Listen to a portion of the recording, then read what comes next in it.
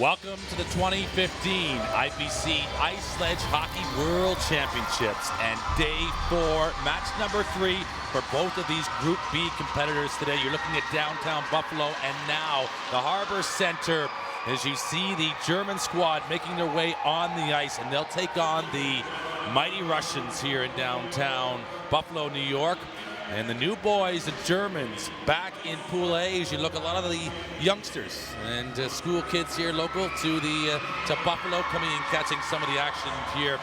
And there you'll see the action and the standings here in Group B. The Americans currently sitting top of the group. The Germans still yet to get a win. And the Russians with the victory now over the Italians in match day number 2. I'm Brent Pope, and thank you for tuning in to watch one of the best and fastest growing Paralympic sports there is on the planet. Sochi 2014 undoubtedly helped to put ice sledge hockey on the global sporting map, and these Buffalo World Championships have a big responsibility to continue to carry the torch of the Paralympic movement. A man that would know a thing or two about ice sledge hockey is sat beside me. It's our privilege to have two-time world champion and also twice a gold medal Paralympian. As you look at the Russian results there so far, USA 6-1, the victors over the Russians, and then they beat the Italians. Ladies and gentlemen, welcome Taylor Lipsett to the program. The Germans really have their hands full, though, full. Without a doubt, they're really going to have to bear down and focus to be able to keep up with the Russian speed today. Number 8, Lisov for the Russians, and we see Terentiev back in the lineup today, a double APT that provides the Russians with a lot of speed. But the main thing the Germans are going to have to do today is minimize the penalties. They took 16 penalty minutes against the United States in day 2, and they're really going to have to minimize those and play even strength against the Russians if they expect to have a chance. There you look at the Germans who are set and ready, and the Russians in red. And starting on defense, a goal in match day number 2, Lisov still at the score. Pamplov has got one as well. Plotnikov will get the start again in goal, but Lisov, their captain, an interesting player as we look there at Samulov, and he had his team getting warmed up and ready for this one. But what should we expect from Lisov today? Still yet to score in this tournament for Russia. You have to think that the coach of the Russians had a little meeting with Lisov after that last game. He had a bunch of opportunities to put the puck in the net and failed to do so. So they're going to need for him to bear down and capitalize on his opportunities. Brzoska will get the start and goal for Germany. He came in as a replacement to Simon Kunst after things started getting a little bit tough in their match in day 2. And Andreas McCorney knows that the Germans, in order to stay in Pool A, really have got a fight on their hands. Just to give you a snapshot, 7th and 8th in this World Championship will immediately be relegated back to Pool B, and it has taken them 8 years, the Germans, to get back to this position, and the Russians continue to build, though, on the momentum they created in Sochi and just over a year ago. Plotnikov is sitting pretty good, other than what would be a difficult night for anybody against the Americans in match day 1. Correct, and the story today, if the Germans expect to be in this game for very long, is going to be Brzoska. He's going to have to play on his head, just like he did as he came in against the Americans in day 2. He had some great saves one-on-one with some of the best goal scorers in the world, and despite letting in 3, he had a great performance, and I voted him my player of the game. There you see Herring. He was player of the game in match day 2 for this German side. He'll start. He'll take the face-off. Volkov has also scored in this tournament for the Russians. He had the one against the Americans in match day number 1. Seconds away, watching the 2015 Ice Sledge Hockey World Championships from Buffalo, New York. The official is ready, and we're underway as the Germans will take possession of this draw, but immediately they are back into their own zone. And Lisov, there you see number 8, and no doubt the number on his back is in reflection of his admiration of number 8 for Russia. There's a scrambling chance on the goal line, and the Russians immediately are testing the goaltender, and Brzoska wasn't entirely sure where it was, and that's a difficult part being in the sled. You don't feel it once it drops in behind you. Yeah, that puck, I think, stopped right on the goal line there. He may have a little luck, but you see the Russian forward just put it on net, and it trickles behind just a bit, but he pulls his glove hand behind him to keep it out. And the Russians will take this face off. Oh, they're dispossessed, though. It's knocked away momentarily. stick. It's the Russian player's stick. They'll recollect it. The Germans, though, with a chance up this wide side, they can't connect it. It'll go down the lake to the ice. The icing is waved off, and Selyukhin does a little drive-by and leaves it for Lysov. Lysov didn't play in match day 1 for Russia against the Americans. He did in game 2, and he gets himself a goal. It was a big shot from the blue line. And this is Lysov who win it back. He is going to be the first one to get the forecheck employed for the Russians. They'll work to battle, they get it back and play out front. Lysov was on his backhand. He prefers to shoot it with the right hand. And now the Germans will work to recover. Only just a minute gone inside his first period. And this is game day number 3, Litvinenko. Strong blue liner for Russia. He hems the Germans in their own end. You'll see the Germans really try to clog up the middle of the ice in their zone to prevent that cross-ice pass that the Russians just attempted. So the Germans do a good job of that, staying at home, maintaining their defensive responsibilities, but I think the speed of the Russians might get to them. Impressive line change there. It seems like maybe an overstatement, maybe that, but so difficult for these sleds to get on and off the ice because they can't particularly move much more than they can as they go off, and there's only the small entrance to get on, and that is a real sort of a little bit of strategy as the Amosov will come across the line now with the Russians, and they work to get into a good position. And will he shoot it from there? He's going to lay it off. Now, here's a long distance shot, but getting in the way, that's the captain, and in front, some good work there, as we said, from Frank Renhack, number 8, the captain for Germany. Germany almost getting it out, and they finally do get it gone. But just to go back to that line changing, first and third period is relatively easy, but still difficult getting players on and off, particularly as the puck goes into that area by the benches too. Definitely a key aspect of the game because you have one guy coming off, one guy going on, and the players can't touch the puck as the transition is being made. One thing that people always ask is, how are the benches set up in there? And what happens is... Scramble in front. They'll get it back though, Germany. They'll take it, and immediately the pressure is on. As Disbelt is just looking for an option. The Russians right now relentless, not giving them a chance as it comes around here to the near side. Germany just trying to swipe this out again, though. The Russians not giving them any room as this is stretched out. This is the scramble in front. Can they get there first?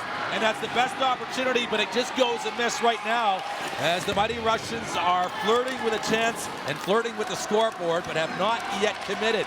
As it'll now be bumped up. Renhack the opposite direction. He's on his own and up against 3 Russians. It's difficult as now the Germans into the zone and around. But to go back to that point about those benches, just talking about how they're set up in there.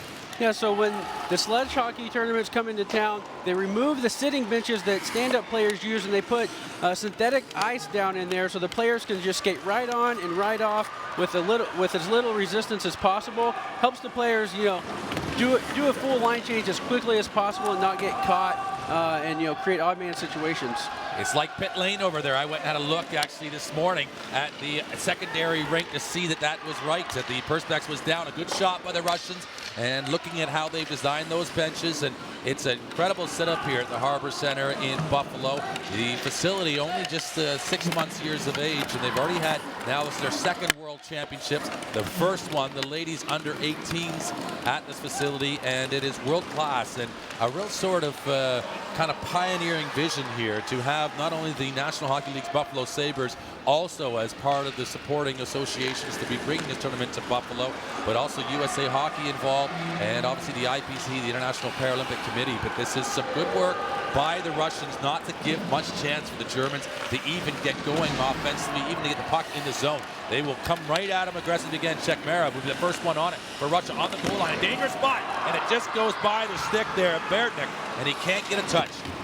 Another situation there where a player drives deep in the zone and just lays it out in front of the net.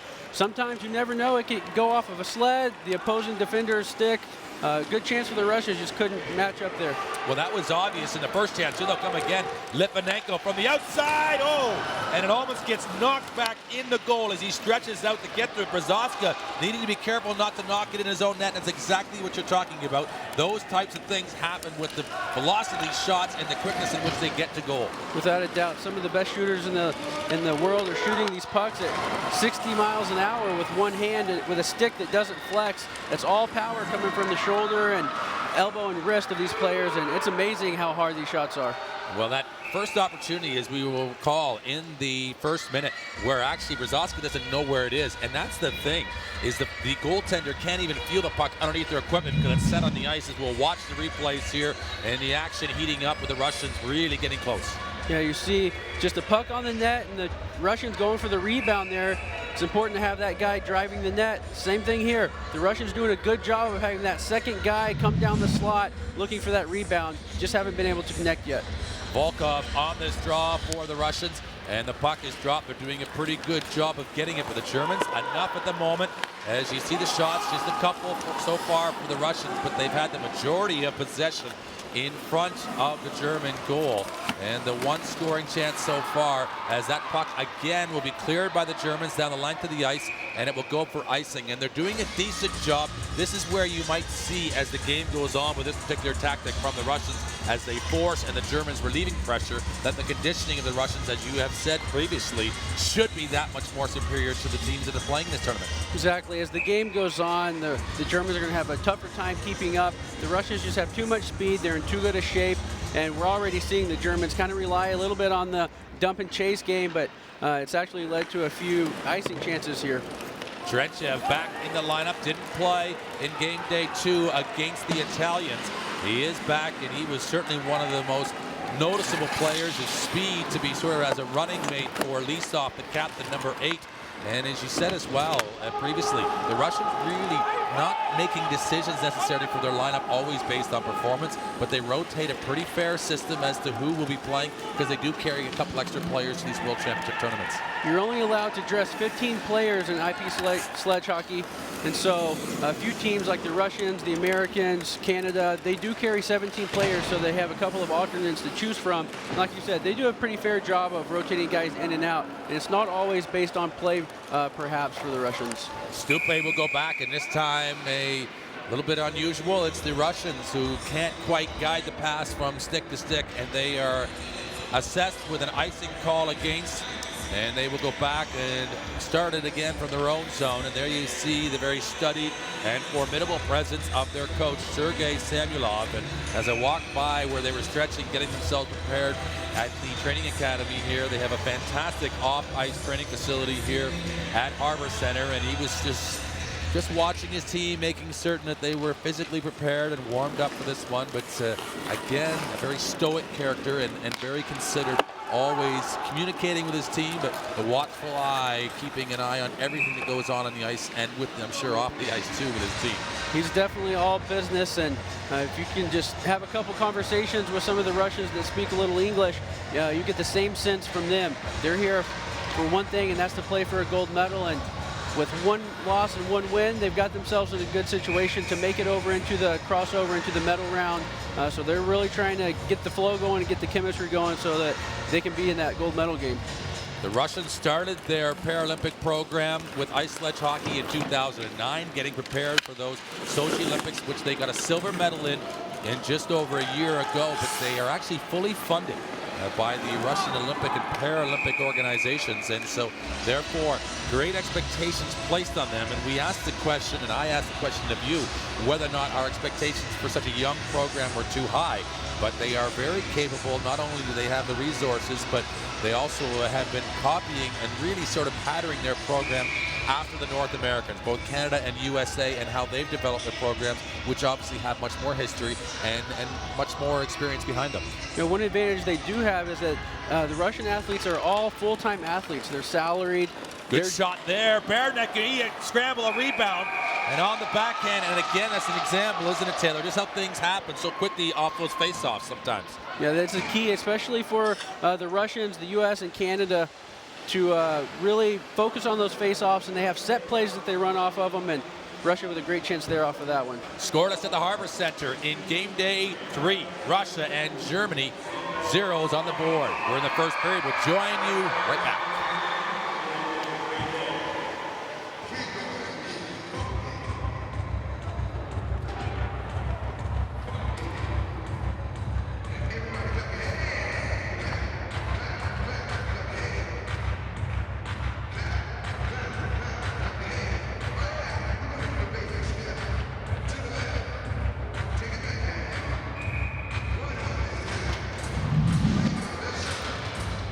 on the face-off.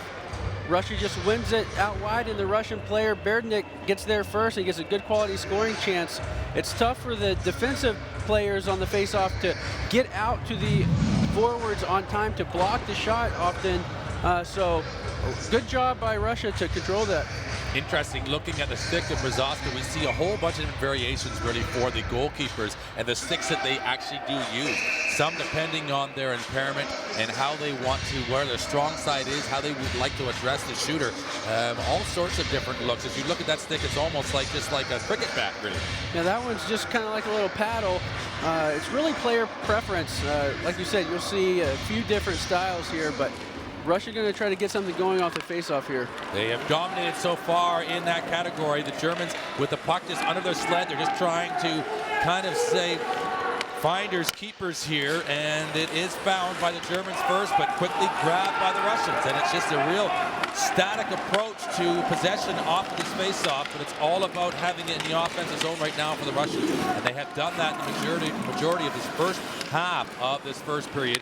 Again, strength in numbers as they will forecheck immediately on paths. They'll play it around to this far side, but the only option on this far side, Varlikov. And Varlikov is there first, and so much going on in those little battle zones as they protect the puck from each other. Varlikov coming out, a shot there, and we have seen goals scored from those positions already at these World Championships. We saw him score a goal from just outside the circle on the far left side the other day, so we know he's dangerous from out there, so the Germans have to be aware of that and try to get in front of that shot.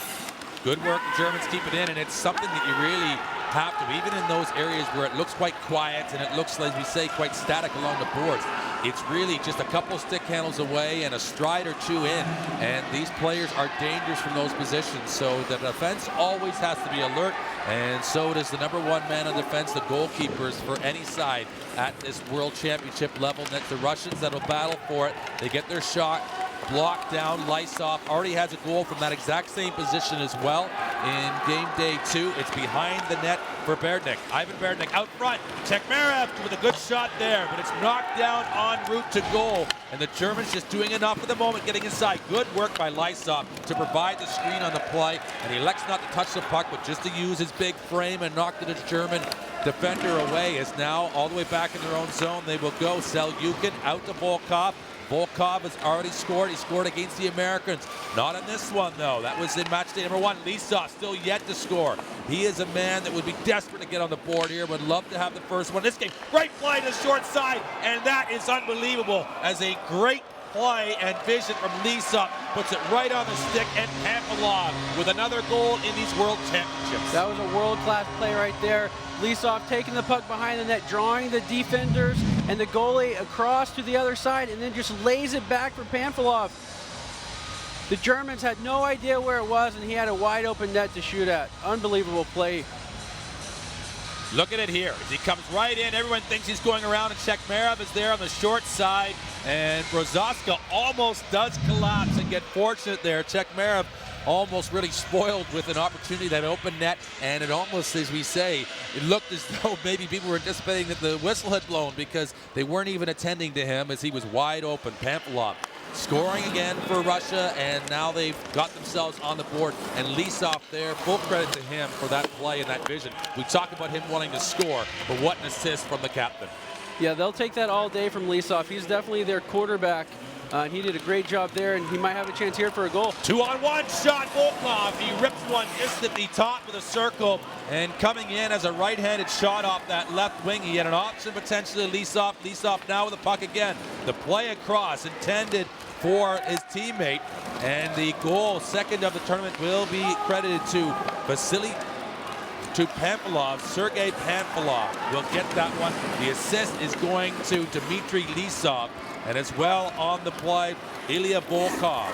So 3 involved with the pass and the vision, really the great credit and example there of just how capable their captain is. And Russia take the lead 1-0 inside of the last 5 minutes of this first period.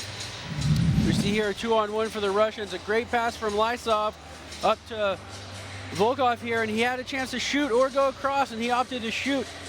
I saw a hole there too. He thought he had the goaltender going across just off the outside of the post there, but a good chance for the Russians. And I think we have a power play. Yeah, we've got a penalty here, it looks like. And just off the play, the Germans have been penalized. And now an opportunity for the Russians to try and double their lead.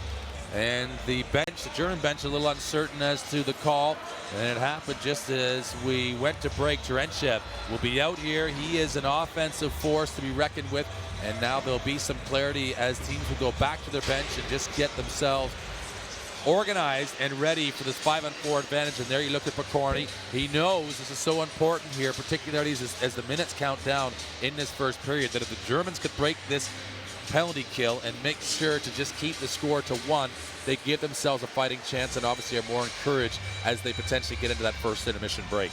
The Germans really need to focus on clogging up the middle here, not letting anything go from east to west and catch the goalie off guard on the weak side. They've done a good job so far of clogging up the middle, but that's the most important thing to do on the penalty kill here. And like you said, if they can survive this, it'd be big. If the Russians score here, it's kind of like a dagger to the Germans, doubling their lead at the end of the first period here. So they're really going to have to try their best to kill this one off. It's going to be Herring that goes into the penalty box for the Germans for 2 minutes or less, as this is the advantage. The power play, though, for the Russians has not been potent.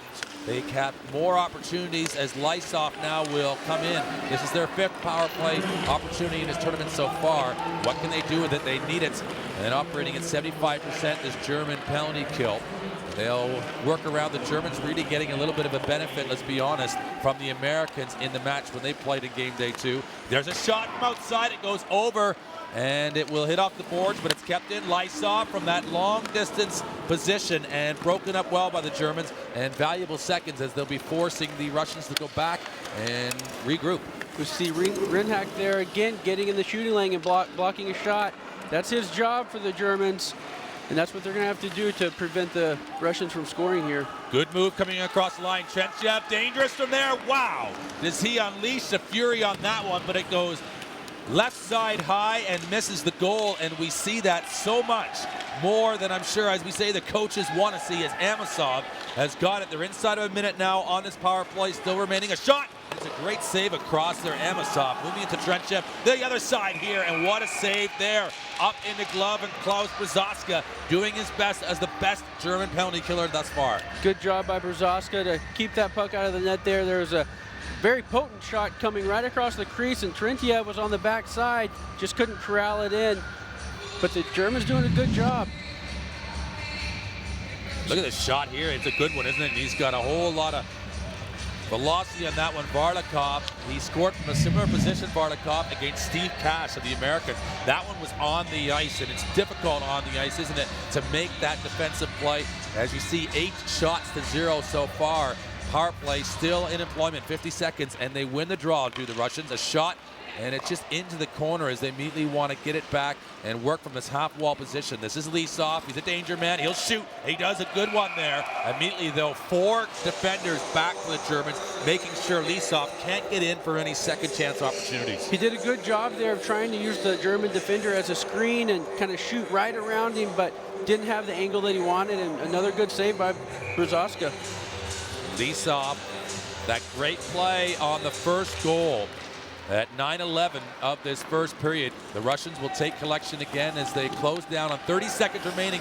Litvinenko will just keep that one in. Vladimir, he's able to shoot from there, but he'll settle it down. They'll move it. The Germans getting outstretched a little bit. Lysov the lane here. Oh my goodness. And Lysov does get himself on the board on the power play, and that's the first power play goal of the tournament, his first of the tournament, and it's a beauty. That's exactly what the Russians expect from their captain, and that's the kind of shots he can make. He was struggling in the previous game on capitalizing, but you see him here just line it up.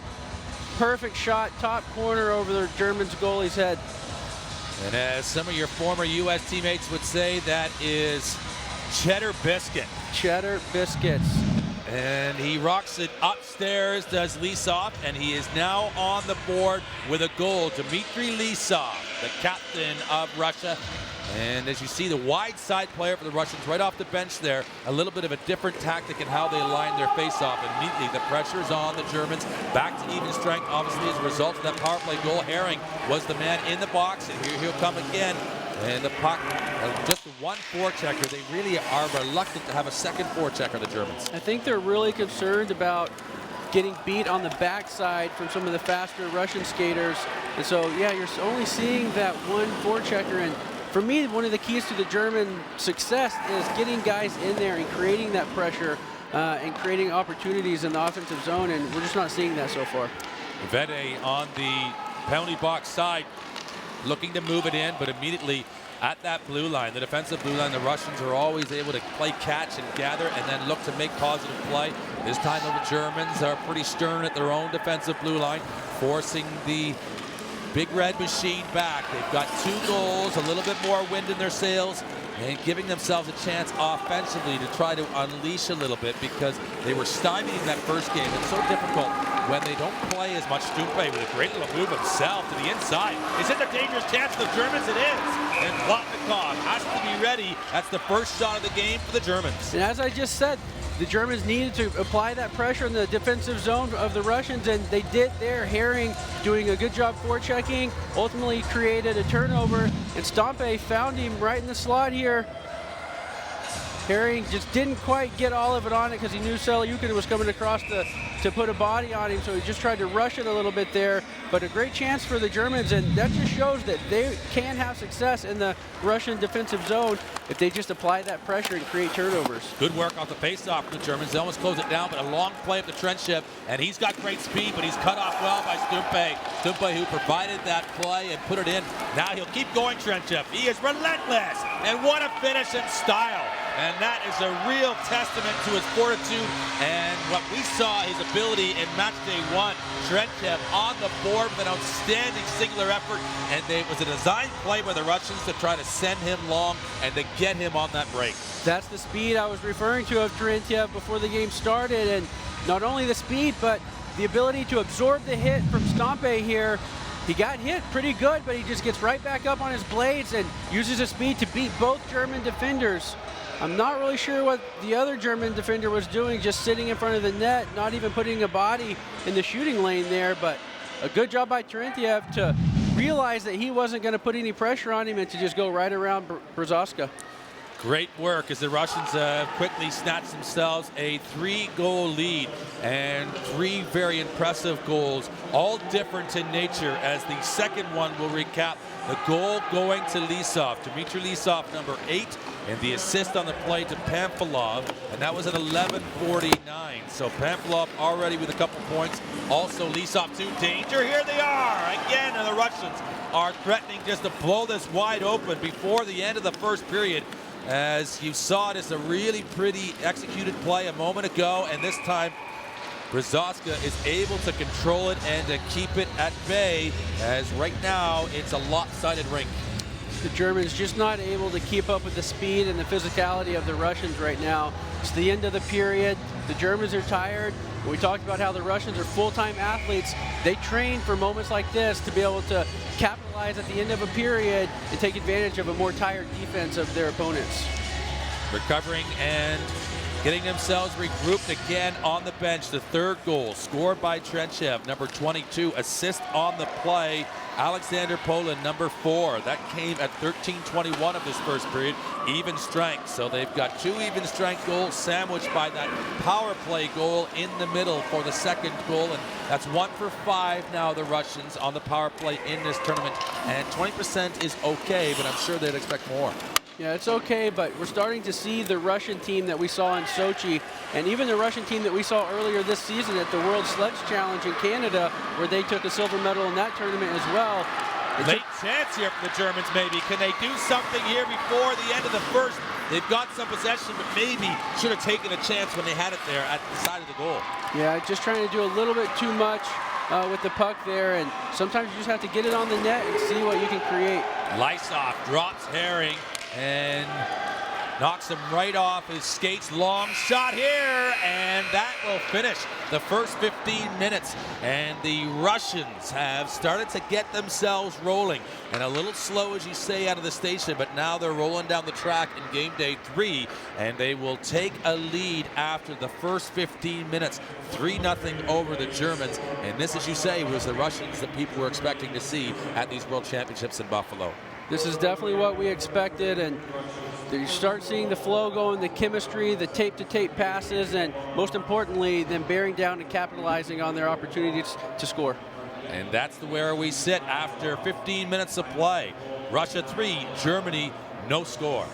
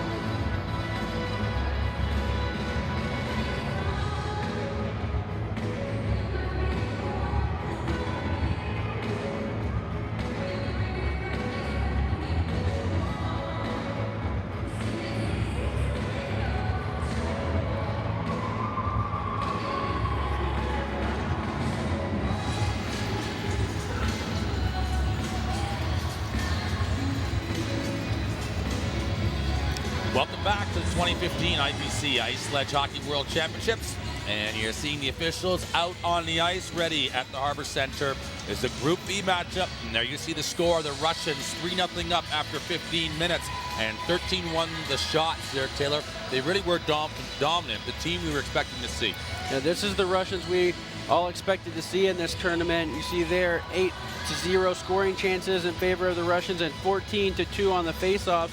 And they also capitalized on their first power play goal of the tournament. Just really doing what the Russians do right now. We see them putting pressure on the Germans. Great chance right off the bat at the very beginning of the game, and just everything going towards the net right now for the Russians, trying to generate any kind of offense they can. Germany hung around for a little bit, clogging up the middle and preventing scoring chances, but you can only do that for so long until the floodgates open. And with about 5 minutes left in the game, the Russians opened the floodgates with a nice play from Lisov to Panfilov, who put it in the back of the net, and then it just kept going from there. They were great. This was a play here building up Volkov, and it was a pass right across to Lisov. And as we said, in the new affectionate term by the Americans, he went cheddar biscuit right upstairs. And then this was some good work. Trenchev, who got hit on the play. It was a long pass out of his own zone. He was on his own, but he just stayed on his horse and just rode it right in and dunked it for the third one for the Russians. Exactly, and the Germans hung around for a little bit, like I said, and most of that on the back of 43 Herring there. He did a good job of creating some pressure and turnovers in the Russian zone, but he just can't do it all on his own, and with them only sending him in, there's only so much he can do. There you see Panfilov with the second of the tournament. Lisov now on the board for goal scoring, and Trenchev equally as well. Trenchev just in his second game. This is the third one for the Russians, and they are feeling decent about it. And still in goal, Brzoska. Don't really think you can fault him for much. He did his job, as it was a lopsided score as far as shots on goal and scoring opportunities for the Russians. The Russians really dominating right now, and number 8 for the Russians, their captain Lisov is, having a little sigh of relief right now. He's got an assist and a goal on the game, and the previous games he was just holding his sticks a little too tight, maybe putting a little bit too much pressure on himself to carry the Russian squad, but today he's got it going and showing us the kind of world-class player he can be. Is there such a thing, and I've referred to it before, is obviously every goal scored, records a tally for the team, but a goal like that from Lisov almost is more than just a goal, isn't it? He finished it so well and with such style. Exactly. He put so much pressure on himself to perform at such a high level. To be able to score a world-class goal like that puts him right back on track, and he's got to be feeling good about his game going into the second period. Disfeld will take the draw for the Germans, and the puck is dropped as we are underway in this second period. The Russians in red from right to left, and Germany in white now with control of the puck. Disfeld will just loft it forward. Renhack, and we only really see and there's going to be a penalty coming up on the play. I was just going to say that we only really see the forecheck from the Germans every so often, and generally it's one player at a time, but the pressure there from Renhack actually forces this penalty to be taken by the Russians. Yeah, Lysov there just kind of made a mental mistake. Instead of going for the puck, he had Renhack beat along the boards there. He could have just angled him off into the boards to slow him up, and then he could have picked up the puck and gone around with it. But he just went right towards Renhack and put him into the wall instead of making a play on the puck there. So that's definitely interference. Well, you're right, and you see the puck is about 8-10 feet away at the time, and it really is interesting to see how the game is called, and particularly the contact. And it's sometimes difficult because of how the sleds come into contact with each other to assess what is and what isn't a penalty. But in that instance there, he just hit him much too early, and the puck wasn't even in play. But the Germans now have an opportunity on a power play into this neutral zone, and they'll have a look at trying to get on the board themselves. And we have not seen a whole lot from the Germans offensively in this tournament as yet. Good work as they are yet to score a goal. Long side play. Renhack is moving well, and he looked to be maybe breaking some room, and the leftover Stumpe will follow up. And there you look at the German power play. They're 0 for 6, and they will have their hands full just to take advantage with the man advantage. They're doing a good job right now. They did a good job coming out of their defensive zone, through the neutral zone, and then gaining entry into the Russian zone. They're doing a good job here passing the puck around. They just need to try to generate some shots here. Down low now below the Russian defensive goal line. And Selyukhin makes a little bit of a play to himself, and it will just inch its way out and across the line.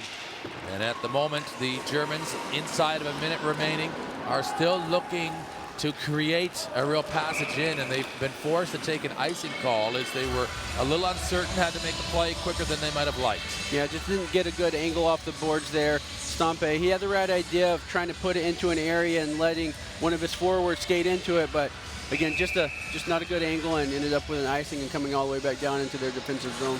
It's definitely one of the tactics you'll see in ice sledge hockey, these what I would call area passes, where you put it into a zone and allow your teammate either to recover the puck or be in a better position to get body position to then get possession of it. The reason for that is because of the sleds. The sleds take up so much more space than the skates of a stand-up hockey player, so to be able to put it into an area off the boards, it just prevents hitting sleds and getting caught up in traffic.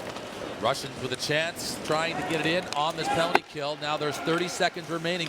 Amasov will make the play back in, and it's such a valid point as Trentchev, who was the last goal scorer in this hockey game, the third one for the Russians, goes in, bounces off his man, looking to try a second poke at it and to get collection of it. And they would be just as happy to get a shorthanded marker with these Russians. They are pleased to get rolling offensively in this tournament, and again, they force the Germans to ice the puck. You see their speed creating a lot of problems for the Germans right now, and if you didn't look at the scoreboard and see the penalty up there, you might think the Russians were actually on the power play right now, and that's just because of the speed and the pressure that they're putting on the German defense. We saw it with the Americans actually in the first couple of matches of the tournament. Actually, it's a little bit of a license, not necessarily to thrill, but to really take maybe a little bit more of a chance. The goal by Declan Farmer was a goal taken from the halfway point, which he might not have shot with 5-on-5, or certainly probably not on the power play. But being shorthanded, you take that effort, you take that chance, and you find that those bold moves pay off more than you might see in, like as you say, normal stand-up hockey. Definitely true for teams that have more speedy players, because they can take that chance from anywhere on the ice, just throw it down, and again, you never know what kind of bounce you're going to get, and when you have speed that you just outskate the other team, it provides you with more opportunity. And the penalty is now expired, and Disfeld 5-on-5 will start his way. That's a good pass. The intention to get to Renhack, it's going to be icing, but really the Germans now are forced to take those kind of risks, really, to get maybe a home run pass onto a stick and to try to get a breakaway here on Plotnikov. Exactly, and if they want that to work, Renhack's got to come a little bit more across the ice. He was skating too much straight ahead, so the defender was actually passing to his back, whereas if he would have skated up, then come across the neutral zone, he would have had a better chance to corral that puck and then possibly get a scoring chance. And again, you have to tip your hat to the speed of the Russians. That forces Renhack to take that different angle, because he knows as soon as he gets collection of it, he's going to be hunted from behind. And therefore, that's why he took the route he did, but it couldn't be received. Litvinenko is bumped off the play by Herring. Herring likes to play a physical play. That's a great move by Lisov there. He just turned on a dime. Now the Russians with a chance coming straight in. There's a penalty in the play. It's off the outside of the net, and some good work here from the Russians as Volkov was going close on the right side. Another good chance for the Russians. All, again, started with a great play of Lisov in the neutral zone. He made a good cutback to gain entry into the zone, and it looks like we're going to have a penalty away from the play a little bit. The Russian forward was trying to crash the backside of the net, and the German defender just interfered with him to prevent him from getting there. And this is the end of the play. Volkov, who had that shot, went off the right of the net, and then you're talking here. And I think the penalty already happened in the slot area when there was contact, and the Russian player was dumped off of the play, because Volkov keeps that puck in the right wing and ends up taking a shot. But now the power play again. They're already 1 for 1. They got 4 shots in their first opportunity in this particular hockey game, and it was Lisov who scored. Selyukhin will take collection of it off the draw immediately. Lisov over to Sokolov, and we don't even see at the moment Lisov out there. Trentchev, he has scored in this game too. He'll just wait and delay, trying to draw this German defense out and get a passing lane. Lisov, he can score from there. There it is. It's up and over, but it's too high, and it goes in behind the German goal. Trentchev will just hold, and again, maybe load it up, and they'll go from low to high and use all 5 of the Russian players. It's back to Lisov again. Lisov across, can't be controlled by Sokolov, but immediately Amasov will come down and see what's available. And there's a play to Trentchev backside, and good attention there. The Russians are doing a good job of being patient, working the puck around both sides of the zone here, using their D-man. Dangerous shot there, and again, Lysov, who can do the job and got a favorable bounce in game day 2, takes an effort there on the power play. He didn't get a whole lot on the shot, but I don't think he wanted to. I think he was looking more for a rebound. He just kind of threw the puck on net, and he knew he had a guy crashing the front of the net there, so he was looking for a rebound off the goaltender, but Brzozowska doing a good job of controlling it. And that could have gone any way, any direction as it travels in. You see all the bodies in front, and that's what favors the offensive players, is they could just throw it in and get a little bit, as we say, the rub of the green.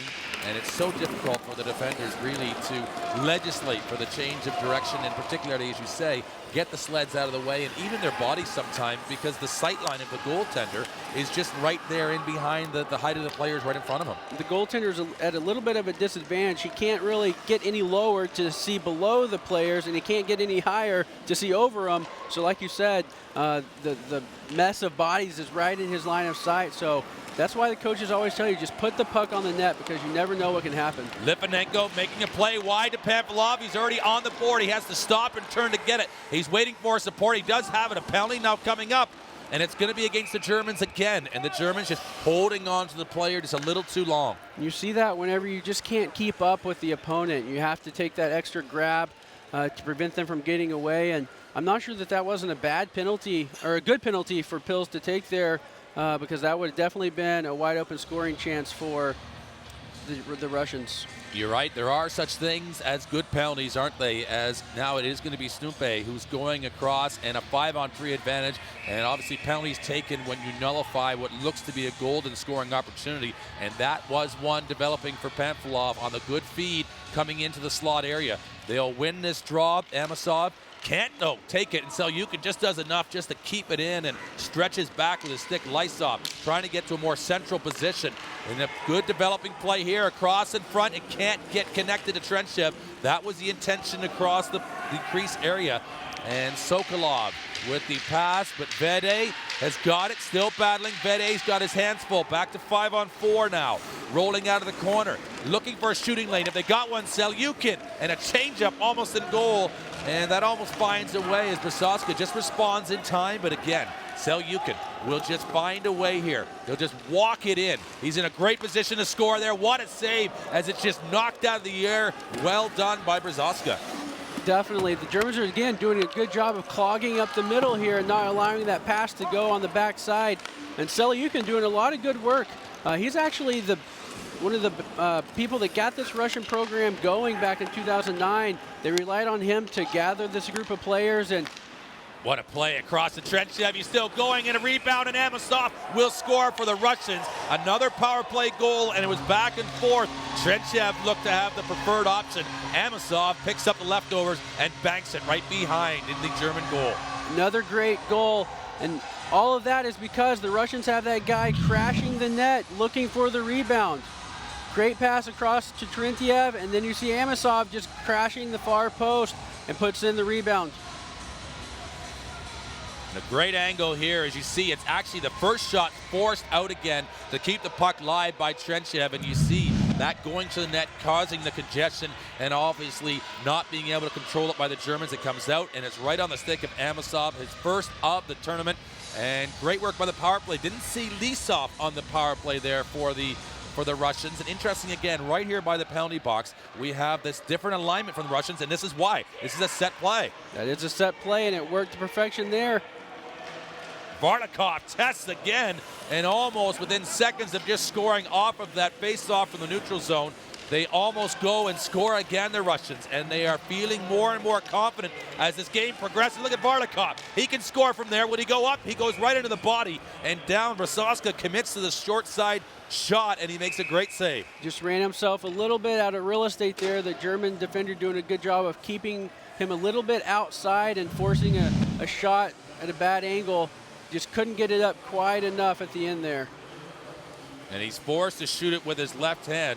And it's a power play goal, the latest one for Russia. Amosov getting it, his first of the tournament. Assist to Trenchev, and also on the play to Sokolov. It is 4-0 now for the Russians. They are taking this game right by the scruff of the neck.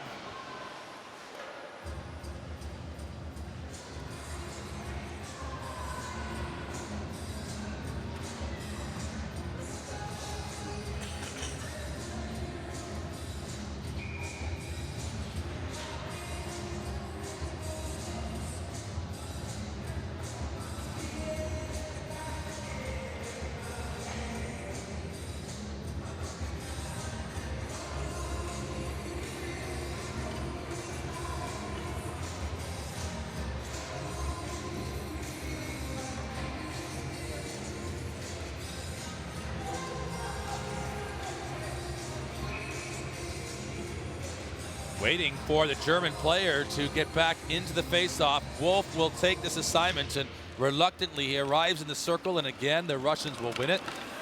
And 5-on-5, again Russia with dominant control, as they have got now another power play goal in this game. And the fourth one that we just saw moments ago. Down the ice, the puck will be played, and an icing call against the Germans, and you wonder if this is just going to be a slow, steady sort of demolition of the Germans now, the Russians, and they're making a line, actually a goaltender change, as Plotnikov is coming all the way now, and they're going to be making a substitution. And for the first look, we're going to have another goaltender in net for the Russians. Yeah, it looks like we're going to see Andrei Kazatkin coming into the net. And there he is, Kazatkin, in honor, no doubt, of the famous and legendary Vladimir Tretiak, number 20, now in goal for the Russians. And Selyukhin will turn himself around. He prefers to shoot with his right hand. That's what he handles with as well. Out front, look at this here. Lisov back involved. And as we said, a notable omission from that Russian power play. Lisov not getting any time, but he's back out here on the ice 5-against-5. Possibly the Russian coach just giving some other players a chance to play. And a penalty. We see a blatant teeing penalty again here from the Russians. From the Germans, I'm sorry. And the Russians feeling the effects of that one and lowering the boom coming across. It looks like it's going to be Christian Jaeger. And Jaeger hasn't received a whole lot of time on the ice for the Germans, as he just really prevents the access into the zone. And it's difficult, isn't it? Because Lisov comes across in front of him. He's looking to step up and to meet the Russian player one-on-one, and the speed of Lisov, almost, what can you do there really with your sled to get out of the way and to prevent the interference? Well, these are world-class players, and these guys can control their sleds, I promise you. And so he has to get his legs around, turn the body some, and use his shoulder to make the hit, as opposed to using the front of his sled. And like I said, these are world-class athletes. They can control their sleds. Trentchev right in the slot. This is the Russian power play again. They're 2 for 2 so far. That's a high miss, up and over, and into the position. And my apologies, 2 for 3 in this one. They are coming though and looking for a third. Trentchev working, grinding, and looking to find an option. He's got a few of them. They're just sort of floating around. And the play was intended to get across. It's loose. Puck, there's the opportunity off the bar. Sokolov has a great chance for the Russians, and it will bounce onto their sticks again favorably. Poland is out there, wide side, right in front. Good save. What a better block, though, by Paps to get in the way by the German defense. Litvinenko now back down to Amosov. Trentchev's an option right in the slot, though. Litvinenko, he should score from there, and he does. And it's a comfortable finish. They do it again, the Russians, on the power play, and Litvinenko steps down from his defensive position and buries it inside the left post. A great job by Sokolov to pull the defender towards him out of the lane. You can see him here. He just waits till the defender commits, and then he gives it to Litvinenko. Little give and go here. Perfect pass and just wide open shot. No chance for Brzoska. And a give, and I gotcha. Litvinenko was in firm control, and he made the play off to Amosov and gets it back. And I don't really think anybody's going to make that save, as he was just in a better position, and Brzoska really was prone. As this is a great chance. Rennack right back out of nowhere. The best chance of the game for the Germans, and the captain off the face-off, forcing the new goalkeeper to have to make a save, and Kazatkin does it. Makes you wonder why Rennack doesn't use that kind of speed the whole game. He just flat out beat the Russian defender there off the face-off into the zone and had a great scoring chance, a great backhanded opportunity there, and the Russian goaltender forced to make a good save. We talk again, this is right off the face-off here, and Rennack just gets going, and it's a foot race, and Lysov is really kind of caught out. Now, he's not in the best position, Rennack, to get the preferred shot, which would have been on the open forehand side of the blade, but he forces the glove save to be made, and he does get it up off the ice there, and he had a little bit more daylight over the glove, but it's a tough one to make at top speed as well. He's got to use that speed more often here for the Germans to have any kind of opportunity. Here he is again, Rennack, going to go to the left-hand side and make a play, and it scrambles in front, and right now the Russians are conceding the best pressure of the game from the Germans, as they will do enough now, it looks, to this, get themselves out of their defensive zone, and here they come, the transition game. Selyukhin, that's a great little cut move to the inside. He is weaving and winding away. It almost reminds me of Brad Bowden from the Americans there, the way he looked as he just carves a route into the offensive zone. And the Canadian bout, and my apologies as it is, Berdnik. And you see a lot of that movement from really the Canadians and the Americans, all capable of that type of mobility. And that was really what Selyukhin looked like there, as he really took the speed and just taking out the German defenders and just winding his way in the offensive zone. That's one of the advantages of being a double amputee and having a smaller, shorter sled. You can make those cuts back and forth. You see him just whining and dining coming down the slot here. It's great movement. It almost even looks a little bit like downhill skiing for Paralympic and downhill skiing. The way he used and carved those edges and to be able to avoid and to evade the defensive players, and really impressive. And you see a handful of players who are able to do that at this world-class level, and they look similar when they do so. It's 5-0 at the moment for Russia. It's a timeout. They are looking strong, and they are doing, as we said before, what they were expected to do at these World Championships.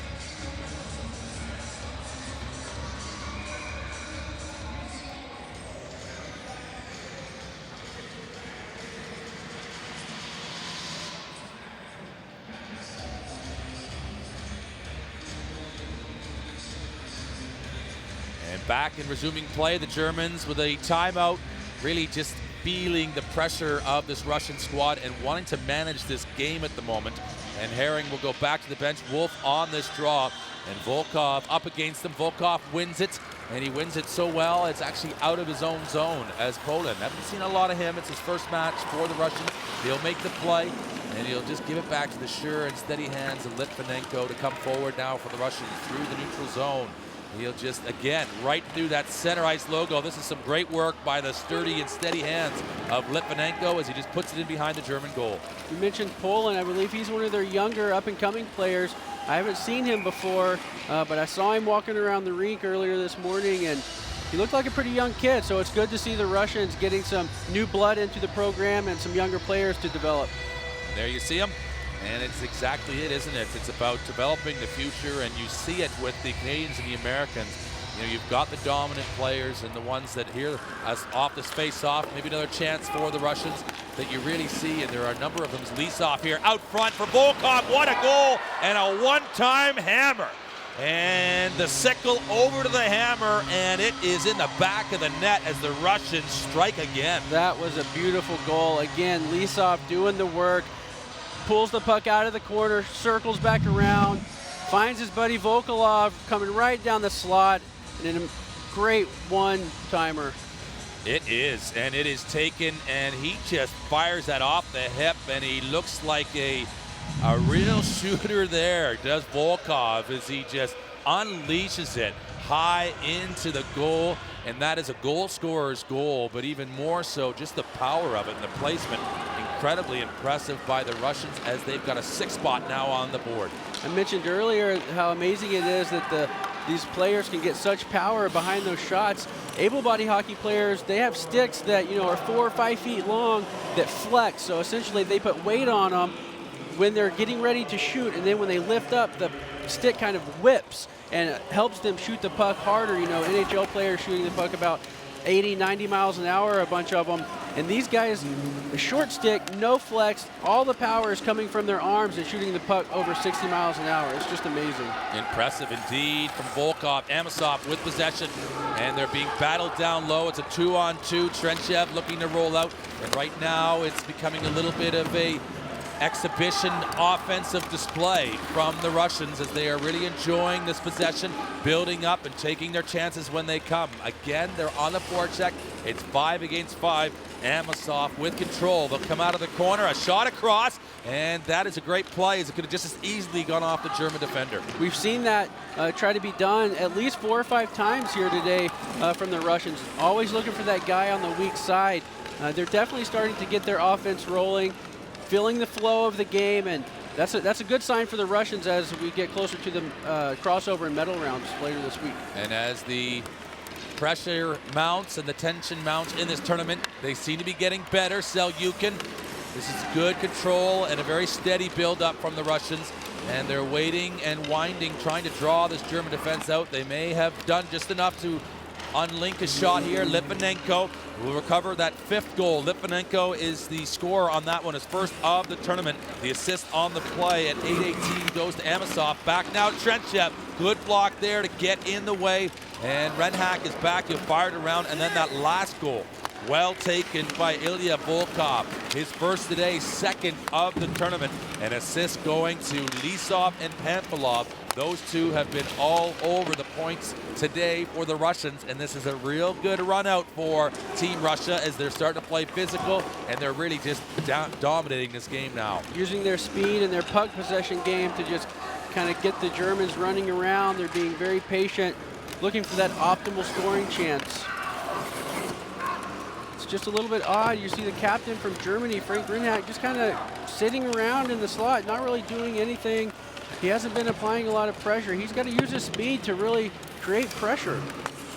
Litvinenko keeps it in. That's a good shot there. Stumpe, though, gets in the way and helps out Brzoska in the German goal. Now marching down on 2 minutes remaining in this second period. Look at this now, Trentchev. This is great work here as he got another one in store. And Brzoska will take it away before he has the opportunity to go from right to left hand. But right now, it's really showpiece stuff for the Russians. Yeah, I think Terentiev would have had another goal there if he would have been able to use his left hand. Again, that's what separates the good players from the great. And watch this build up here again. This is the last goal here where Lisov rolls out of the corner. Watch this play here. And it just is up high in the net, and maybe slow motion doesn't entirely do the power of the shot justice and just how well placed it was, because it's exactly where he wanted to go, and he made it look easy. It was a perfect shot. It was a great goal. Good battle over there. The referee's on hand. No penalty to be called on the play. It'll continue. It's 5-on-5.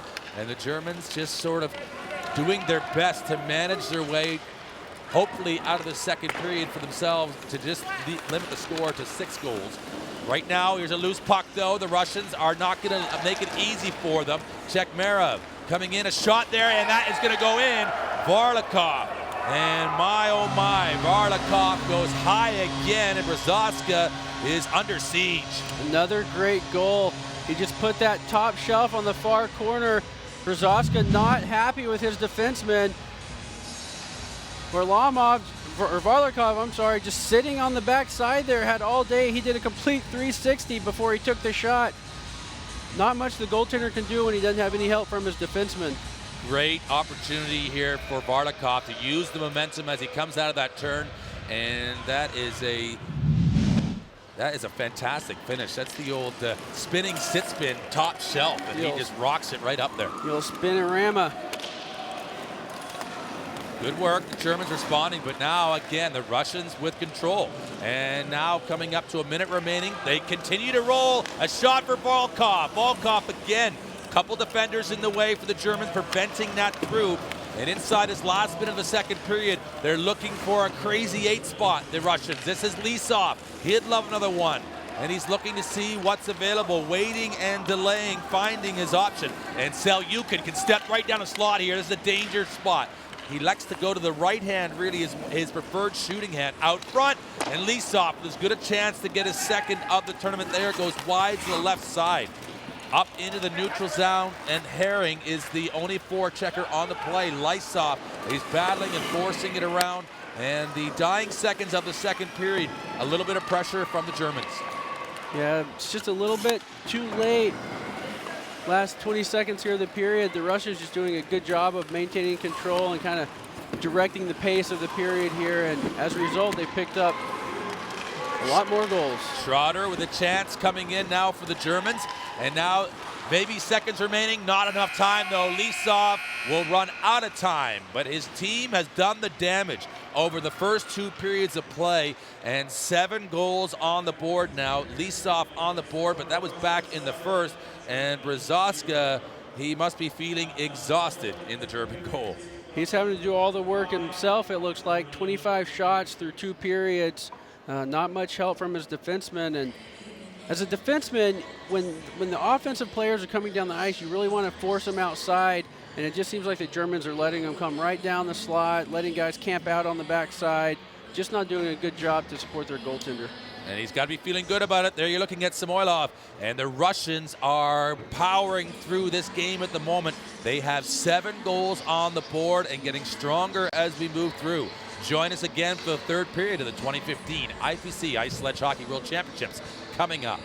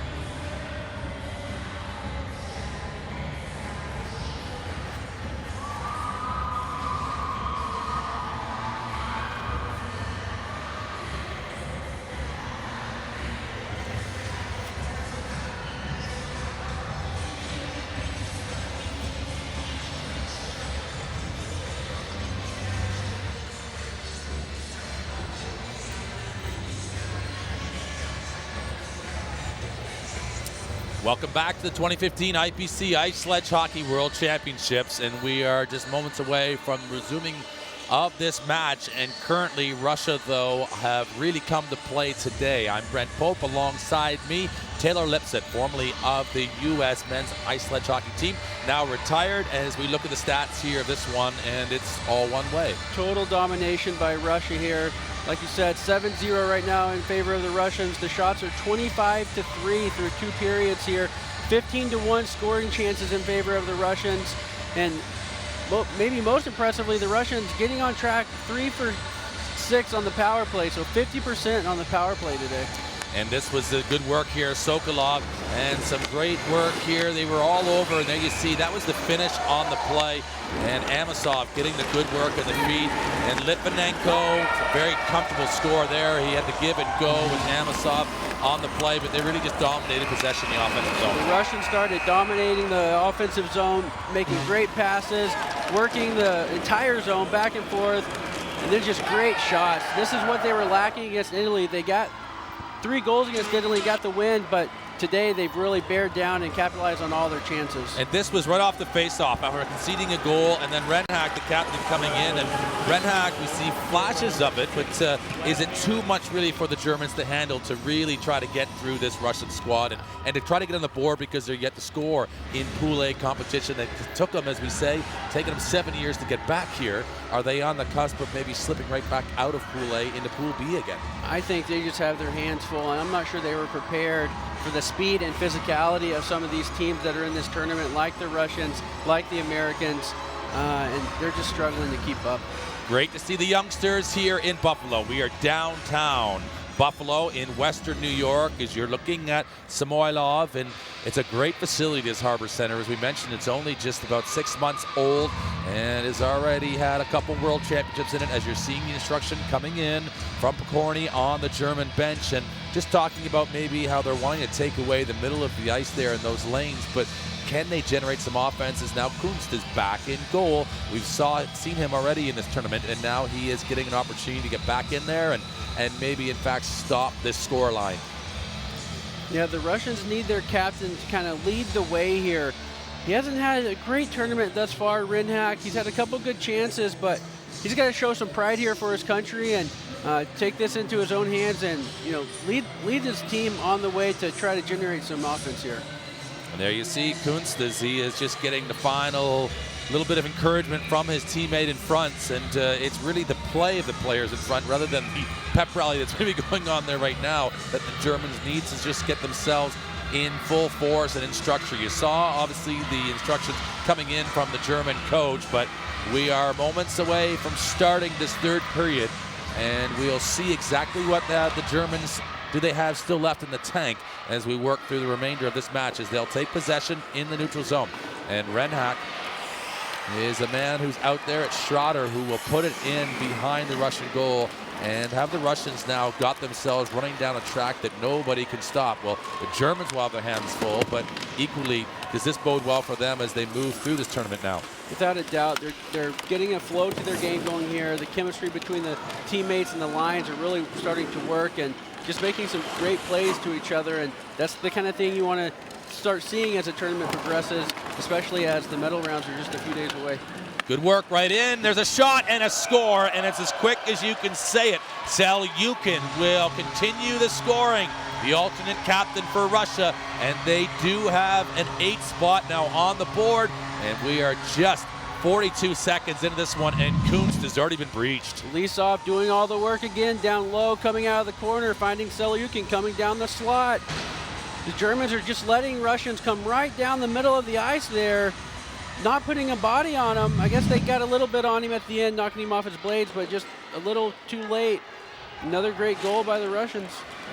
And another very impressive feed, the passing game, and really that's one of the things that I'm noticing. Not only are they clinical on the finish, but they are utilizing all the players on the ice, because when Kunst was last in the game, it was against the Americans, but that was actually, there you see the lopsided stats a little bit. In fairness, a good save percentage, and he was strong, but it was in that third period that the Americans really took their foot off the gas in game day 2. And the scoreline finishes 7-0, but the Germans are just alternating their goaltending, and Brzoska was taken out in favor. Kunz doesn't even get that one. They blow the whistle quickly, and that could have just as easily gone through him. So he needs to get himself focused and on track here right now. And as you say, sometimes it can be a little bit too much. Maybe just the fury of being able to taking on the Americans and the Russians in this group. In Group B, it is a lot for these German players to sort of step up and raise their game to that standard. Yeah, this might be what you call the group of death in the sledge hockey world with the Americans and the Russians. Two very strong teams. Both teams have finished in the top 3 of every international tournament past 2 or 3 years. So yeah, the Germans knew they were going to have their hands full and just not doing enough to be able to keep up at this point. They're out of the zone, though. Here's a little bit of a break and some daylight. They maybe have a third player. This is Herring coming in. This is good work from Herring. And maybe a chance there. That's a great shot. And it just sort of rattles around in Kasatkin. And then Herring follows up with a forecheck. And that's a good positive play for the Germans. See, we see little glimpses of positivity here in offensive attack, but it's like they just run out of steam so quick, and then they let the Russians come out of the zone, and here we are with another chance for the Russians. Amasov coming in, and it's that often used phrase in sports, the Germans are kind of one and done. They have one chance, and then there's no secondary. There isn't a further rebound. In front, great save. That's an outstanding save from Kunz, and not to be underestimated there as the Russians right on the door of getting a 9. That was a good save. Again, here's the German chance, just gaining the zone, making a good pass. Not a whole lot on the shot, but kind of caught the goaltender off guard. He kind of juggled it around a little bit, but got it to the corner in safety. And the Russians just have to do more in front of their net, or the Germans, I'm sorry, to prevent these quality scoring chances from the Russians. Good work off the draw here. They're battling, and immediately, and that's a man who's already on the board in this tournament and in this game, Barlikov, who scored a great spin and fire goal, elevated it up and over and into the net in that second period. Against at the time, it was Klaus Brzoska, but in goal now is Kunst, and Barlikov, a bull of a man, trying to get this puck off of another offensive zone face-off. It's around the boards, though, kept in by Lysov, and they'll just use the outside the perimeter, trying to draw this German defense out. Renhack makes a play, but it's really to nobody other than to the next face-off circle, which will be back in his own zone, and an icing call against the Germans. Yeah, it seems like that's all they have in their game right now, is just trying to flail it out of the zone there, just throw it wherever they can to relieve that pressure for a moment. No sustained breakout, no sustained neutral zone transition game or offensive zone entry. They're really just kind of trying to stay alive here. Chekmerov wins that one. Out front by himself is Berdnik. He's waiting for the service. It doesn't arrive. Has some great just sort of laying down defense, and it really, you can do that in ice sledge hockey, and it actually is highly effective, particularly when all the players are sort of grouped and corralled together. So difficult to get away quickly to get to those loose pucks. Right, and again, the sleds just take up so much space and create so much obstruction in the shooting lanes and in the zone that, a lot of times, especially off the face-offs, you'll see players do that, just drop right down. And here comes Schroeder from Germany, maybe with a possible chance. This is good-looking stuff, and he had a chance. I think he would have beat Kasatkin if it was on the goal. It was over his glove, the outstretched glove, and again, just wide and frustratingly so for the Germans on that play. Yeah, I expected a little bit more from Schroeder this tournament. I had seen him play in some previous tournaments, and the German coaches, I know, had some high expectations for their youngster, but hasn't really been involved too much. But we've seen flashes where... Great shot there from Renhack in, and this is the kind of stuff we wanted to see from the Germans. At the moment, they've just sort of taken a lid off and realizing they have nothing to lose. Why not take a shot? And that's how you have to play, especially as an 8 seed coming into the tournament. Like you mentioned earlier, they worked so hard to get back here. You would think they would kind of be bringing everything they have, and we just saw right here the past few minutes of what they are actually capable of, and hopefully we see more of that as the period progresses. It is debatable as to whether or not they're overly cautious in respect of their opposition, but watch this here again. This is the Schroeder chance as he just comes in, and that would have beat, I think, Kasatkin, but it just goes over that top post area, top corner, and then the shot from Renhack. And you're right, it's that debate as to whether or not you respect the opposition so much and you play a rather cautious game. But if you're going to concede, which invariably they're going to because of the disparity between where these teams are currently at in their performance and in their depth and in just their overall talent level, you really think they needed to have taken a few more chances before now. Yeah, I can't figure it out really, because they have some tools in Renhack, in Schroeder. They have some veteran players in Vede and Pabst that they should be able to prepare for a tournament like this and for games like these, but they just haven't been able to get in sync and really create much of anything. The Russians will maintain control. Lisov trying to feed it out to Pamphilov, and those two have really been linking it up all day as they continue to mount. Litvinenko, he scored once as he got a second one. Volkov, and it's into the glove of Kunst, and he makes an important save for the Germans. As you look at him there, he's back and focused again. And Volkov, well, he's a danger man. He has scored against the Americans, and that is the score. 8-0 for Russia over Germany. We're in the third period of play.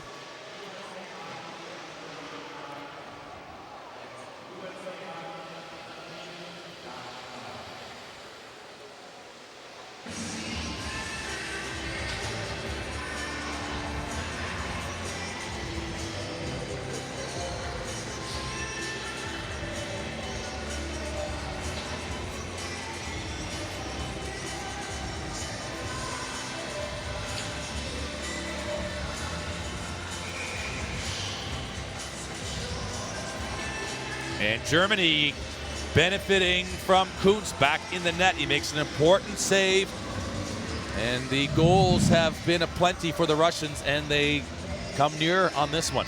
Yeah, Russians are doing a good job working the puck in the zone, creating opportunities, but Kunst with a good glove save there. You saw him track it all the way into his glove. Great save as the face-off just gets called back. The officials not quite happy with the alignment and the players encroaching, and you'll see that often. We have seen a lot of players removed from that face-off dot because, in fact, for those reasons, the players either that are lining up beside them encroach that face-off circle and try to get an advantage too soon, and it's won comfortably by the Russians. Trenchev back, looking to get a shot here. Selyukin, who has scored as well today, he's capable of shooting from there. And oh my, as Amosov almost blows a tire there as he just spins a little too quick and out of control, but it looked to be like he was going to spin and fire from there. Yeah, back to the face-off alignment there. What you'll see is that players try to cheat just a little bit to give themselves a little extra time to get out to the points, because it is so tough for the defenseman to get out and cover the forwards on the point. Trenchev will shoot from there. Oh boy, oh baby. Trenchev has put 9 on the board, and the shooting from the Russians is lethal as he snipes it up over the top corner. And Trenchev looking very cool indeed. Trintiev just cruised basically all the way down the ice there. Looks like he picks it up in the neutral zone here and just kind of waltzes his way back and forth, waiting for something to open up. No one puts a body on him, and top corner right over the blocker. And you say he just waltzes his way in, and there is nothing about the shot that is waltzing. There's one, and it's a dangerous one right back, and just as the puck drops, immediately the Germans send in the long distance call, and it's answered as they go and do it again, and it's great to see. It's really putting a little bit of pressure on here, and the possibility of the Germans getting a goal increasing with at least taking that chance. Yeah, this is good stuff from the Germans, putting some pressure. We're seeing 2 and 3 guys in the zone now putting pressure on the Russian defenders, and that's what they needed to be doing the whole game to give themselves a chance, and you can see that it can be effective. Berdnik going in, he gets crunched into the corner. Some good defense work there from Christian Pills, number 83. Varlikov coming in, he feeds it out to Litvinenko. Litvinenko, oh, that's a nice little delay, and he just outweights his defender. Chekmerov down low. Is it going to be Berdnik for his first goal of the tournament? And down goes Kunz, and he blocks it. Needs to get back upright again as the German defenders come in and make sure that it's safely out into the neutral zone. And that's a great save from a prone position in that German goal. Good, tough angle shot from the Russians, and an even better save to keep another goal off the board. Trenchev unassisted, his second of the game, second goal of the tournament at 5:19 has now made it 9-0 for the Russians, and we've seen one real lopsided scoreline in this tournament so far. Canada really putting the boots to Japan 17-0, and those two sides, Japan and Germany, will be hard-pressed to stay in this Pool A. Lysov with a shot there, and it was going to go wide anyhow, but a real acrobatic attempt in goal from Kunst. Yeah, Kunst unfortunately let up a goal from center ice on a lob like that against the Americans in day 2, and he was going to do everything he could there not to let another one like that go in. Nice shot from Lysov just to kind of snap it from his right-hand side. Not a big follow-through. There's a good effort coming in from Pamphilov. He's got a goal and 2 assists in this match as well. And it's been really good spread of the offensive output from the Russians in this one. The Russian coach is going to be happy with all of his guys' effort today. Like you said, everyone kind of getting into the action here. His captain, Lysov, has really stepped up. He's got, I believe, a 3-point game going right now, a goal and 2 assists. So the Russian coach definitely happy with where his team's going, and he's going to be looking to keep that going as we get into the crossover rounds later this week. The next task for the Russians is potentially to go to double digits. They've got a lot of pressure on here. It's a long shift for this German defense right now. They have not been able to get out of the zone. They probably will here, and they do just enough to give themselves a little bit of a break. Is it deep enough that they can make a line change? There's going to be a penalty coming now, and it will go against Russia, and an opportunity for the Germans. Their best opportunity here may be coming up to get on the board. Yeah, they've been able to create some pressure this period so far, and now they're going to have a man advantage. So hopefully they'll be able to get something going in the zone here, get a couple shots on goal. Unfortunately, it's going to be a little bit too late in the game to, really mount any kind of comeback threat. But we've seen some, flashes from Schroeder and Reinhard. Anything of positivity would be good for the Germans right here. And I really think rather than trying to maintain consistent possession, these shots are the danger ones. Take your effort and just leave it out there now, as we are 6.5 minutes remaining in this preliminary round. And Pabst out front, here it is, and that goes off the post. And that's just a play to the net, and good things happen. Exactly. Everything should go towards the nets for the Germans on this power play. And as you see, Pabst just threw the puck on the net, not a lot behind it, but Schroeder with a great opportunity and just went off the post. This is Sokolov just controlling this German power play right now, and he's in the offensive zone, and they're keeping possession, and this allows the Russians to use one of their strengths, an advantage they have over the Germans, their speed, and equally their puck control is definitely superior. As you look at the Germans, this is their second attempt on the power play. There are 1 minute and 10 seconds now remaining, but these very pesky Russians are keeping them in their own zone. They're just outworking them right now. Again, the benefit of having that extra speed is allowing the Russians to beat them to the puck down below the goal and in the corners, and they're a little hemmed in right now. They'll finally get possession of it and work forward again. Robert Pabst, 52, just needs to get firing and get moving, as they're a little bit slow starting, getting out of their own zone, and this is a long effort. Reinhard, the intended recipient on the other end, but it's cut off by Litvinenko, and immediately it is slung down, and it is picked up again by the Germans. They'll reload, marching down on 30 seconds remaining. They need some puck pressure. They need a couple players on it. First man to it, though. Can't control it, and that's Disfeld. And immediately right after it, a big hit comes in on Chekmarov. Chekmarov lofts it into an area, and it is broken and stilted play right now as 5 minutes remain in this match, and the penalty is marching down as an offside will come in on the play. And the Russians right now with 9 goals, and that German power play at the moment really not generating much. Not much, but we'll see here. Pabst throw the puck on the net, and then Schroeder just off to the side almost puts it in past the Russian goaltender, but just off the post. And their best opportunity by far of this game, and maybe in this tournament, and they were just an inch away from getting on the board in this tournament, and that would have been a really triumphant moment for Schroeder, Felix Schroeder, number 87. And boy, would he have loved that, as he looks back and wonders what if, as this power play marches down for Germany. And back out onto the ice now, the Russian player, Trenchev. And the debate is on as to whether or not they will hit double digits, or if in fact Stumpe is going to help now Germany get on the board themselves. He goes a route less traveled and tries to cut somewhere that there was just too many Russian bodies in the way. Yeah, the Russians clogging up the center of the neutral zone right there. Stumpe should have just drove it in along the boards, tried to pull some of the traffic towards him down in the zone, and then maybe dropped it back to one of his defenders. Pamphilov, he is going to probably shoot from this right wing position, and that's a beauty. And my, oh my, they've got a patent on that top left corner, haven't they? As they continue just to assault the German goal, and it is inch perfect. And Pamphilov buries another one, and they hit 10. The toughest spot for an ice sledge hockey goalie to defend is over that blocker side. It's just very hard to get your arm and your shoulder up that high fast enough to make those saves, and you can see just a perfect place shot right over the goaltender's head, right under the crossbar. Nothing Kuntz could have done about that one.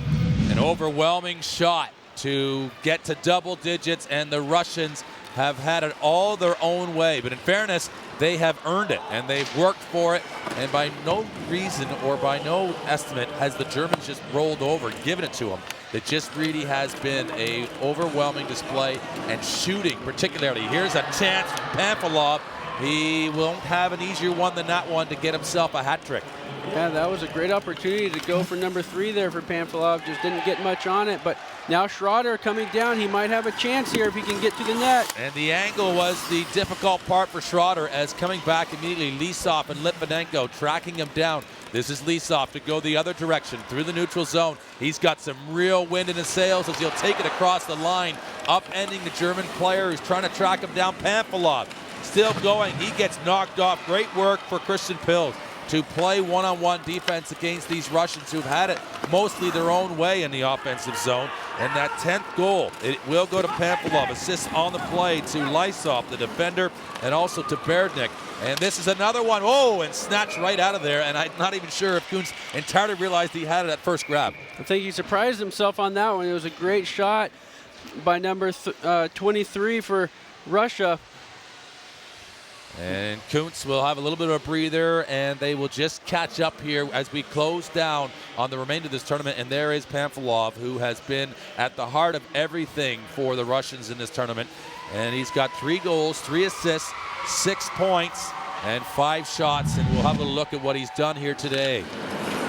See him just read Lisov's driving the zone back there, just putting himself in good position to take a drop pass, put it right over the goalie. And a nice feed to Lisov, returning the favor. And then the beauty of a shot, just sniping it up top shelf, just under the crossbar. Great 3-point day for Pletnikov. It is some good work from these Russians, and they've had tremendous balance, not only in their ability to score, but also to make plays. And it was the first goal of the game, Lisov setting up Pamphilov and getting that goal tally started for these Russians, and they haven't slowed down as they are continuing to build, and they take this offensive zone face-off, though. Germany able to put some pressure momentarily into the Russian defensive zone. Lysov is the first man back for it. It'll bounce into the neutral zone. Collected momentarily again. It's only sort of in fits and starts, really, for the Germans as they have possession. It's really difficult, and that's one of the biggest challenges, linking together a number of passes. Here we go, though, and it's a hand pass. We expect, well, there's going to be an elbowing penalty coming in, and I wondered whether or not it was actually the hand pass, but the official looks at that one, and it's what they will call. It looks like there was a hand pass for the whistle, but the penalty was on Vede. Just couldn't get his shoulder on the Russian player, and it looks like he got his elbow up just a little bit too high.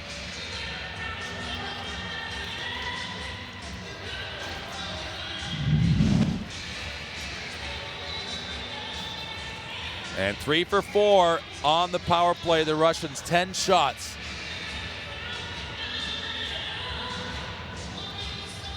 And they get themselves ready. The puck is dropped, and Amosov now taking this out front. And it's a good work. Terentsev with the shot on goal. And they'll battle in front. It's a little bit of a logjam there. It comes out to Selyukin. And immediately Amosov just controlling it in the corner. And it's back to Lysov from the point. Will they elect to go and shoot again? And Trentchev just waiting and trying to just draw this defense out. They're looking for an option to Amasov, moving it around and just slowly just trying to build up for this pass, and the pass coming across. And the intended play there was to get it to Sokolov, and it can't be connected. Just patient, this power play for the Russians. Yeah, they're being very patient right now, just looking for the optimal scoring opportunity and working the puck around, working on their systems. Doing a good job there on the power play. Those are the kind of things they're going to need to work on and going to need to be able to excel at, as they're most likely going to face the Canadians in the crossover round, and they'll have to be on their A game if they want to have success in that game against a very, very potent Canadian team. Shekmarov on the draw. He's got Litvinenko out there. Also on the blue line is Alexander Poland. And Poland will shoot. It's a good one. He takes it on the one-timer and rips it, and it's right into the body of Kunst, and he'll make the save. And it's a pretty good shot from the youngster getting involved in this game. Good shot by Poland. That's one of the advantages of having a set play off of a face-off, is you can pull the puck back all the way to the defender, and the opponents just don't have enough time to get all the way out to the point. The puck moves much faster than any skater, even in sledge hockey. Great clearance down the ice as it's just whacked down. It'll just go past. And watching it closely is the Russian goalkeeper, Kasatkin. And now here come the Russians again, moving through the neutral zone. And that was trying to be the offload there. It was Alexander Poland trying to make the play. It'll go back, and the Russians are forced to have to regroup. Litvinenko will take it. Closing down on the last minute in this one. 35 seconds still remaining on the power play opportunities. It goes wide side to Vardakov. He can't get it at first touch. Racing in, Robert Paps is back there. Paps doing enough just to keep him at bay. And they'll work, and they'll do a pretty good job as it just gets out now. And Germany are really going to be in a defensive position the rest of this minute, you would expect, as seconds from now coming back to full strength. Working, and the Russian power play continuing to come forward. Touched on. It's Pamphilov again, who was on the edge of a hat trick. He's not going to get to it, or is he? As Berdnik breaks it up. And some good work there by the Russians on the forecheck. They're back to 5-on-5. The Russians doing a good job there creating that turnover, and Pamphilov wanted that one. I don't think any Russian has had no Russian has had a hat trick this tournament so far. He'd have loved to be able to corral that one and put it in the net. And Volkov coming out, and 35.6 seconds remaining in this match. We're in game day 3, day number 4 at the World Championships in Buffalo, New York. Hope you're enjoying the action wherever you're watching around the world. And I'm Brent Pope, and alongside Taylor Lipsett, and some great insight into the sport of ice sledge hockey. If you're seeing it for the first time, this is what the Russians should be doing in this tournament. They were silver medalists at the Paralympic Games in Sochi just over a year ago. And now Pamphilov, last dying seconds. Is it there? What a save by Kunst as he denies him the hat trick. Pamphilov with another great chance there. He really wanted it. He did everything he could to create a lane for himself in the zone there, but Kunst just with a good save right before time expires. And the final buzzer sounds, and you hear the volume of the youngsters inside the Harbor Center. They've enjoyed it. It's been a great match. And Kasatkin getting kind of whacked there by his teammates. They certainly are just acknowledging his efforts. It was a great shutout. He didn't start the game. He came in after the first period, and he took it and he drove it across the line for the second and third. Some good work from the Russians. They really hit form. The Germans, though, well, you just wonder how they have felt about their tournament and their World Championships so far. Again, I think they might just have been happy to be here. Like you said, it took them 7-8 years to get back in this position, back in the A pool. They knew they were going to have their hands full in this group, and it's just it's a success story them getting back here. Like I said, it took them so long and they worked so hard on it, but just the Russians too much today, and especially when Russians finally got going there, and really a good team effort. Well, it's interesting, as you nicknamed it, the group of death. The Russians and the Americans took each other, and they battled each other in that first game, and difficult for the Russians to get a whole lot of momentum as they were on the wrong end of a 6-1 defeat. But we'll look at the players of the game now for Germany, and your thoughts on this one. Well, they beat me to it. It's going to be number 8, the captain, Frank Rinhack. I guess they thought he did enough today to kind of get his troops going. They did create some good chances, and I think he had 3 shots on net. That good backhander opportunity off the face-off. So there were times that he displayed his athleticism, what he could really do. Unfortunately, couldn't get on the board, though. And he's certainly pleased with his performance. And as you say, they should be as we look across to the Russians now, the player of the game. It's got to be Panfilov, number 7. He had a huge game, 2 goals, 2 assists. And that's exactly what his coach asked of him.